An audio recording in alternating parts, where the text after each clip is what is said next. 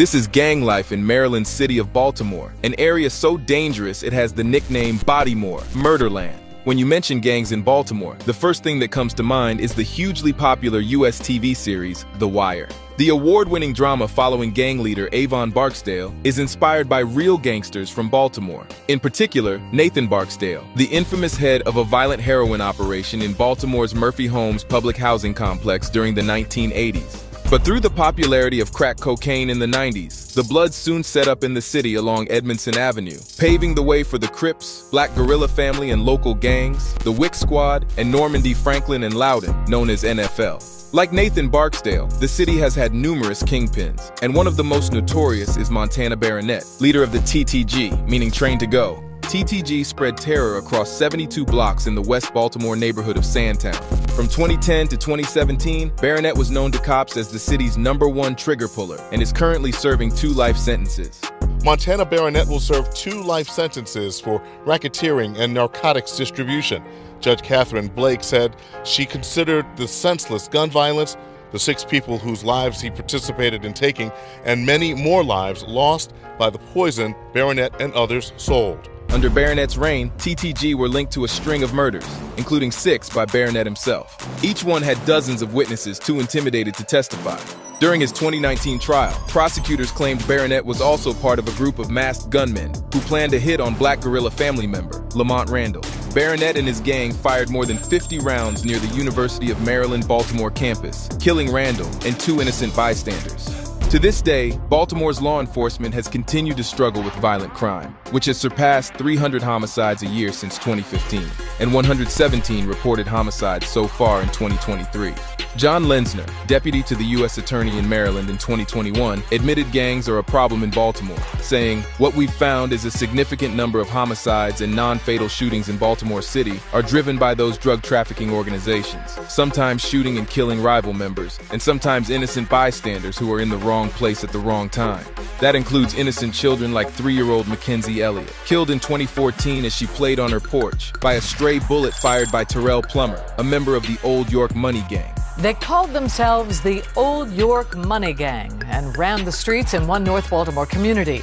Police say a dispute with a rival gang led to a shootout, and 3-year-old Mackenzie Elliott was caught in the crossfire, fatally shot, playing on her porch. After admitting to firing at a rival gang member, Plummer was sentenced to 25 years. FBI reports state that neighborhoods such as Cherry Hill, Greenmount East, and West Baltimore are among the city's most dangerous areas. In West Baltimore alone, the crime rate is a staggering 353% above the national average. Cherry Hill has gained notoriety for its affiliation with the notorious MS-13, whilst in Greenmount East, the Black Guerrilla family control the corners. In December 2022, Baltimore rapper YGG Tay was among 6 BGF members hit with a federal indictment with 6 murders, 11 shootings, attempted robberies, drug dealing, and witness intimidation among the charges. Diamonds they dance, I'm counting the bag, I'm lit up.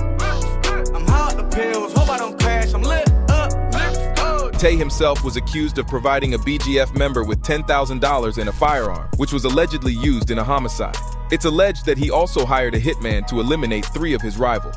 However, in a tragic turn of events, the hitman failed to locate one of the targets and instead ended up killing the mother and sister. The BGF are also linked to one Baltimore's most bizarre crimes. In 2013, 27 correction officers were indicted for working with BGF members to peddle drugs, phones, and sex inside Baltimore City's detention center. What's even crazier is that incarcerated BGF commander Tavon White allegedly fathered 5 children with 4 of the female guards. And this isn't the only time that Baltimore's law enforcement has conspired to work with gangs.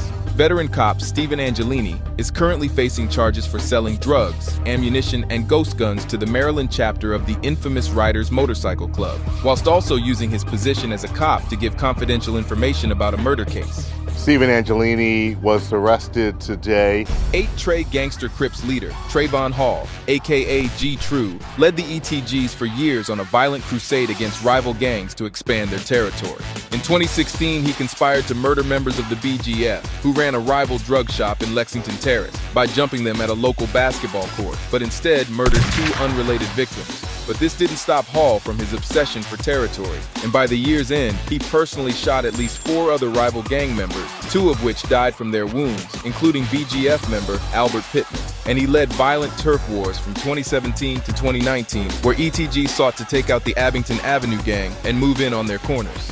During one attack in 2018, Hall opened fire on multiple Abington members, killing at least one of them. Despite all this, there was a time when the gangs themselves would become the victims. One of Baltimore's most notorious gangsters during the 1980s was Donnie Andrews. The real-life inspiration behind The Wire's anti-hero, Omar Little, Andrews struck fear into gangs as a solo armed robber, stealing from them using a .44 Magnum.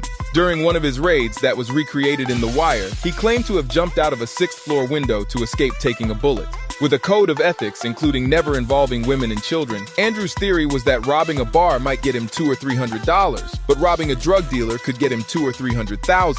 After serving time for 2 murders, Andrews became a consultant on The Wire and founded a non-profit organization called Why Murder, reminding us of the complexities within Baltimore's gang landscape and the potential for redemption even in the most challenging circumstances.